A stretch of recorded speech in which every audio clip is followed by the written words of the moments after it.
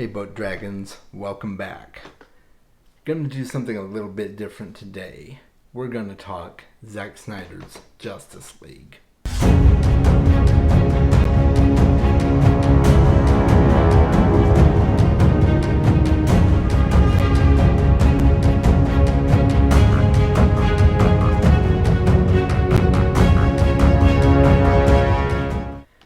So I recently watched the 4-hour long Justice League by Zack Snyder on HBO Max.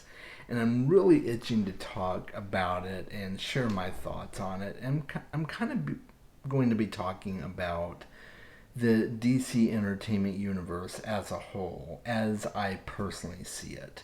But before we do that, just make sure, if you're getting value out of this video, make sure that you click like on the video and you subscribe and you do all that fun stuff so you don't miss out on my future videos, okay?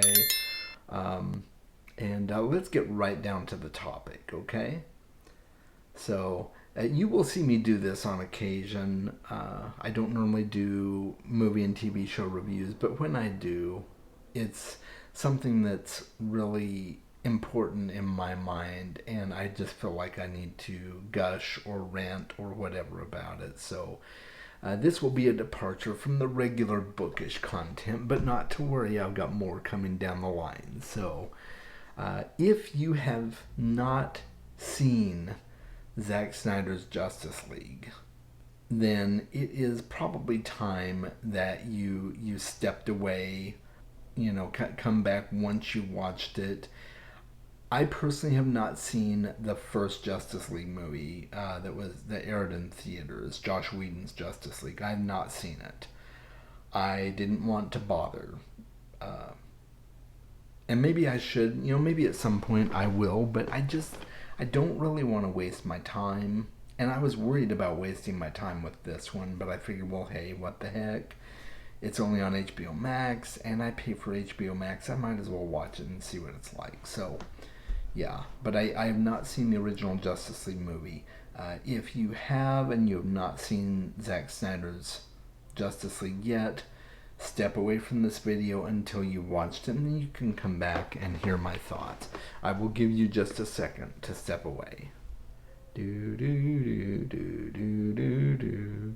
Do do do do do do do do do do do do do do do do do do. Okay, you still here? All right, ready for this.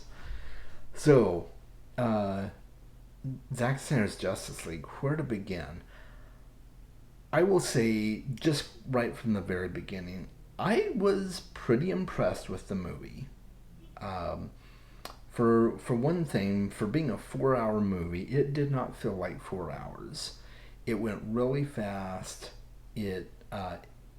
The pacing was fantastic.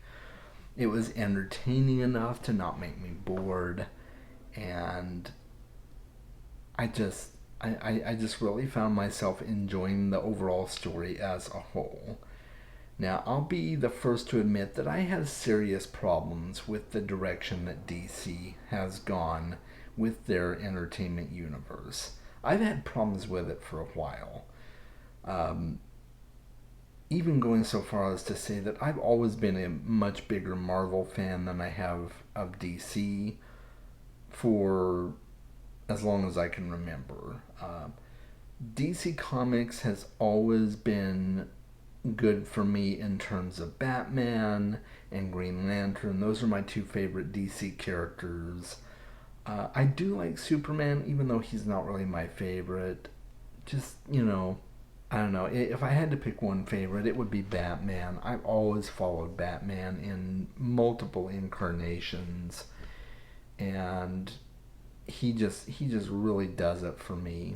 But as a whole, I've mostly followed more Marvel stuff than I have DC. And comparing Marvel, the Marvel Cinematic Universe to the DC Cinematic Universe, if they're calling it that, I don't think they are, but, needless to say, when you make a comparison, there is really no comparison. Marvel has, right from the get-go, had everything planned out. They're very strategic in how they go about releasing their content. It's very consistent all across the board, with a few minor flaws here and there and minor deviations. But on the whole, Marvel has really tight control on their franchises. DC does not, and it seems like for a while DC has been trying really hard to figure out a way to get the kind of success that Marvel has had and create their own cinematic universe in a way that's going to feel kind of Marvel-ish. And I don't think that's necessarily a good thing. Uh, yeah, Marvel's formula works really well for them, but it doesn't mean it's necessarily going to work well for someone else, especially if you don't know how to plan things out and be consistent and keep all your storylines straight. It is just very very weird. Um, and then casting has been a problem. I have not seen a good Batman portrayal since Christian Bale. And I will be the first to say that the Dark Knight trilogy is one of my absolute favorite DC movie trilogies of all time. And I really mean that. Christian Bale epitomized the Batman for me. Even though Michael Keaton was great, I loved Michael Keaton as Batman. I actually liked Val Kilmer as Batman okay. But don't even get me started on George Clooney as Batman. We won't even go there. I don't even acknowledge that as a Batman movie. Um, but it's been really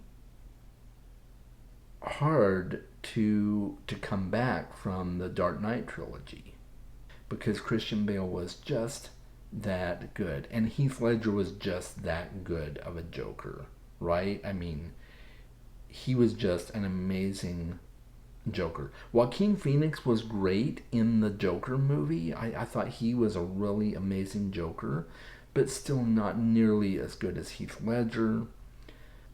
I don't even acknowledge Suicide Squad. I watched that movie for 30 minutes and I just stopped watching. I could not do it anymore. Jared Leto's Joker was just stupid, if you ask me. That's my personal opinion. Take it for what you will, but Jared Leto was not a good Joker. Or at least the way his character was written was not good. I'm not saying he's a bad actor. I'm sure he's not.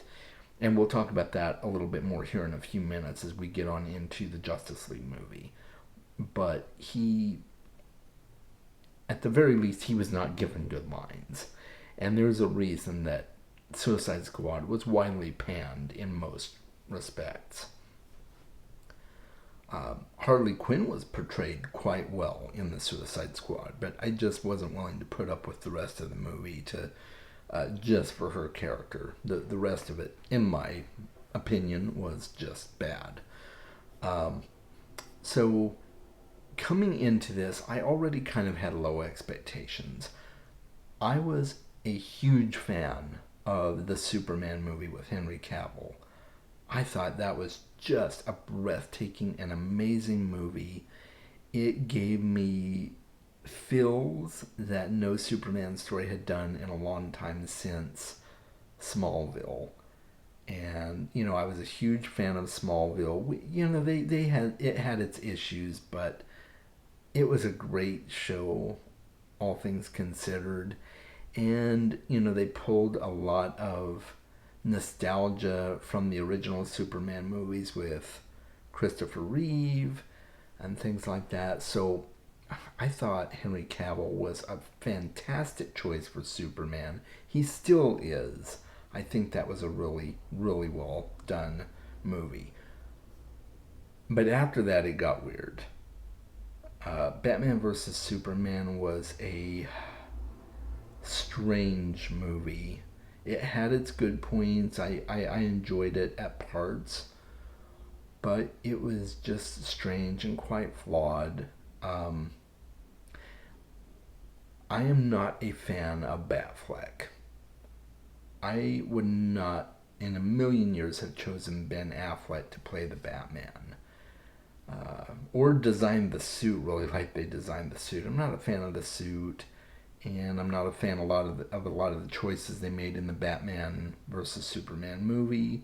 But overall, I didn't think it was horrible. It was passably entertaining. And then I heard that Justice League was coming, and that's great. I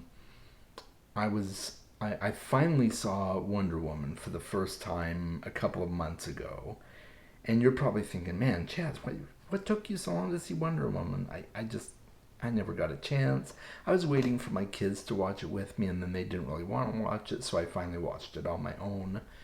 And I watched it after Wonder Woman 1984 released on HBO Max so that I could watch them pretty much back to back. And I was really impressed with the first Wonder Woman movie. It was fantastic. Just absolutely blew me away. The second movie was not as good. It was entertaining. It wasn't horrible by any means, but it was not consistent with the first movie and it had a lot of flaws. But I'm okay with that. And I did not even bother to go see Aquaman. I was not a fan of the casting of Jason Momoa as Aquaman to begin with.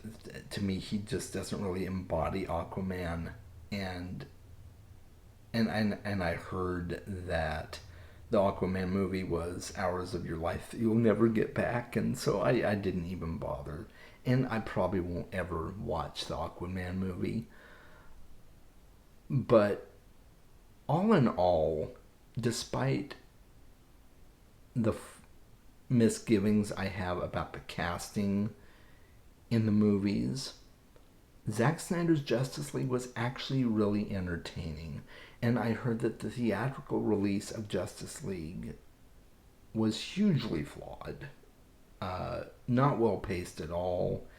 A lot of people didn't really know what was going on half of the time, so I heard that it was a real disappointment. And, maybe I'll see it at some point, but I was actually really impressed with this movie. Now, I am going to get into spoilers, so again, just fair warning. This is going to be talking about some spoilers for the movie. And I'm going to go back and talk about some of the casting choices for the movie as I touch on points in the movie that I thought were well done despite the casting choices for the movie. So, of course, the main bad of the movie is Steppenwolf. He's a servant to Darkseid who apparently didn't really even show up in the theatrical release of Justice League, but he was in the Zack Snyder's Justice League cut, and I thought that was really, really good. Steppenwolf is a formidable opponent, but he doesn't really strike fear into your heart like Darkseid does.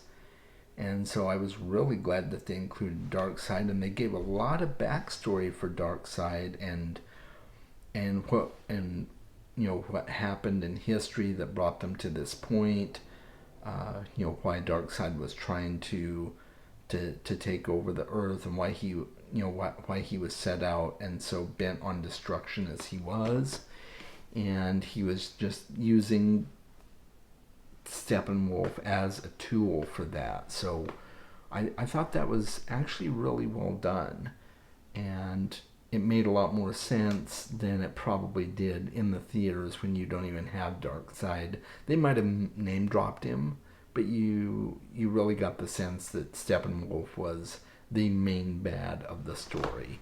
And apparently that was just not the case.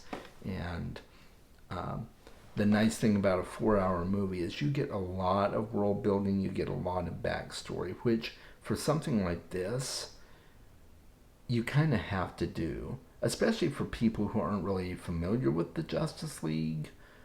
from comics and cartoons and things like that, to come into this movie and all of a sudden see all the superheroes together, uh, a la Avengers, and you're like, okay, well, why did they all come together, and how are they? How is it that they came to join together, and what's the backstory?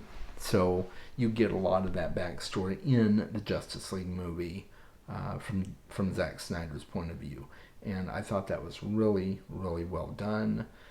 From the trailers that I saw for the original Justice League, and again, it was just the trailers. I don't know, but you get the idea that Batman is the one who is organizing the Justice League. And if you know anything about Batman's character, he is not a team player. He does not organize get togethers. He's a loner. He's a hermit. He does things on his own. But, at least in Zack Snyder's version of the movie, you get a really good idea of why he's all of a sudden wanting to become a team player. And I thought they played that off well. Now, if you have not seen Batman vs. Superman, be aware this is spoilers. But they pulled the whole death of Superman storyline from the comics, and that is the way that Batman vs. Superman ended. And apparently, Batman was so broken up by the fact that he ended up causing the death of Superman, or not causing it, but he played a big hand on it. If he hadn't been so out to get Superman to begin with, and to dethrone Superman, and try and keep him from becoming a god in the minds of the people, maybe Superman wouldn't have died. And so apparently he swore an oath on Superman's grave, saying, I will bring them together. I will protect the world from whatever evils come against it, which is what I should have done to begin with before you died. And so you get the sense that Batman's motives are really good and pure for why he's bringing the Justice League together. So there is that. That's really well done. And you see him going around and talking to the different characters, trying to win them over to his side. He goes to Arthur, I forget his last name, but the guy that's Aquaman, and he tries to bring him over to the cause, and Aquaman's just not really having it. He's like, dude, you dress up as a bat. Who takes you seriously, And so he's not really up for joining the League, at least right away. He does later on. He goes and finds Ezra Miller's character, Barry Allen, who is the Flash, although he's never called the Flash in this movie. But we all know he's the Flash, and he goes to find him and recruits him, and he's already gotten Wonder Woman on his side, and he's got Alfred making the toys. So it's slowly all coming together, and the more they learn about the threat, and Steppenwolf has basically wreaked destruction on the island of Themyscira, where Wonder Woman's people are, and they send her a beacon to let her know that things are going down, and she gets into this secret vault and finds out all these things about Darkseid and his history and where he came from. And it's just a very, very interesting story, and well plotted, keeps you on the edge of your seat. And I felt like it was a very cohesive story, for the most part. It had its flaws. It had some corny one-liners that you could probably do without. The Flash, he asks Bruce Wayne what his superpower is, and he says, I'm rich. Cheesy one-liners like that. But you gotta expect that. It's common in superhero movies. It's fine. But and they eventually end up figuring out a way to resurrect Superman, which in the comics he does get resurrected again, but not in this way at all. But they do figure out a way to resurrect him and bring him back so that he can help defeat Steppenwolf and Darkseid and stop the world from being destroyed and turned into a wasteland bent to the will of Darkseid. Just a really, really fun movie, I thought. It the character's still great on me, right? I'm not a huge fan of Batfleck still, although he was better in this movie than he was in Batman vs Superman. I didn't really care for him at all in Batman vs Superman. I didn't love him in this movie, but he was okay. I'm not a fan of Ezra Miller's casting for the Flash, and I'm not really a fan of the Flash's suit in the movie. It's a bit metallic. That was kind of weird. It's more like an armor than an actual suit, but that's okay. I don't know how he goes as fast as he does in that suit, but it's okay. I cared less for the choice of actor, but it's okay. He was passable in the movie. I definitely like Gal Gadot as Wonder Woman. She's fun. I like her for the role. And let's see, there's a couple of other characters. Oh, okay, so there is a cutscene at the end of the movie. I won't talk too much about it, but it does involve Lex Luthor. Uh, Jesse Eisenberg was cast as Lex Luthor in Batman vs. Superman, and I thought that was a horrible choice. He is not Lex Luthor to me. Uh, the Lex Luthor from Smallville will always be my favorite iteration of Lex Luthor. Just a fantastic blow away performance in Smallville. And I was hugely disappointed in Jesse Eisenberg's Lex Luthor. And I'm still disappointed in his Lex Luthor. I don't care for him at all. But the cutscene at the end was interesting, to say the least, and it left a lot of open doors. And I think that's probably the biggest flaw with this movie. Not to diminish Zack Snyder in any way, because it's not his fault. This movie, he didn't end up being able to make this movie, and so we'll never really know what's going to happen in the future after his Justice League movie. So the movie did leave a lot of questions and a lot of open doors for future Justice League movies directed by Zack Snyder, which will probably never happen. In fact, they pretty much said it won't happen. So you're gonna kind of be left hanging on the storyline. And that's a real bummer, because they set up a lot of interesting plot lines that you really want to know where they're going, but you won't really ever find out. So that's unfortunate. There was an interesting alternate universe post-apocalyptic scene at the very end where you see Batman and some of the superheroes that are left over after something supposedly happened to destroy the world.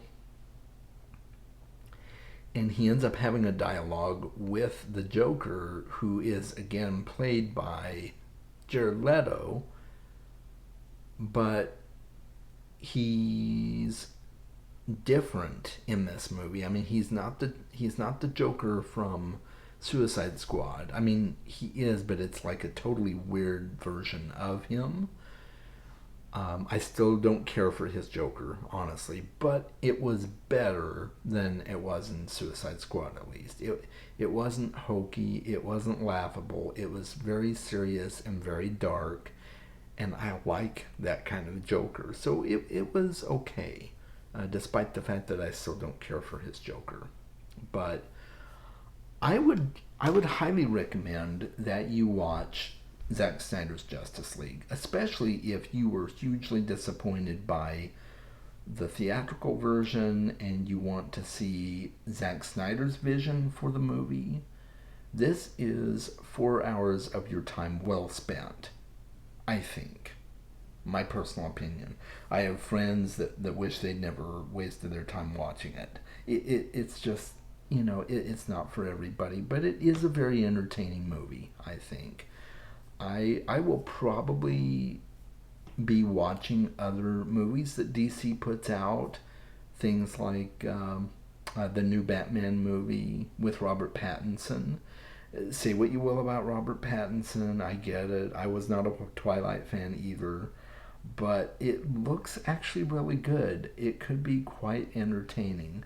And since this is a multiverse, you're going to have lots of different versions of Batman, which, even Christian Bale's Batman is included in the multiverse. So I'm curious to see what they do with it. I'm curious to see what happens with the new Suicide Squad movie that they're releasing.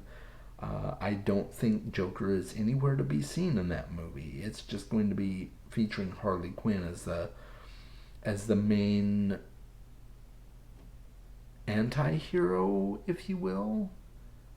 So I'll be curious to see what they do with that. I might give it a shot, but probably I'll wait until it comes out on HBO Max or something like that. I don't know if I want to spend my money to see it in the theater, to be perfectly honest. So just because DC has proved to me time and again that they really don't care about their fans. They really don't.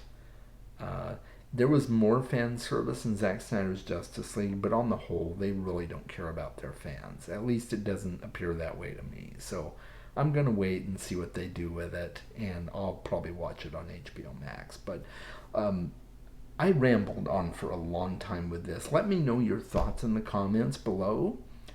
Let me know if you are curious to watch this and see what happens with it, or maybe you've already seen it and you'd like to discuss more with me in the comments. Let me know below, and make sure you stick around. My next video, I've been talking about doing this for a while.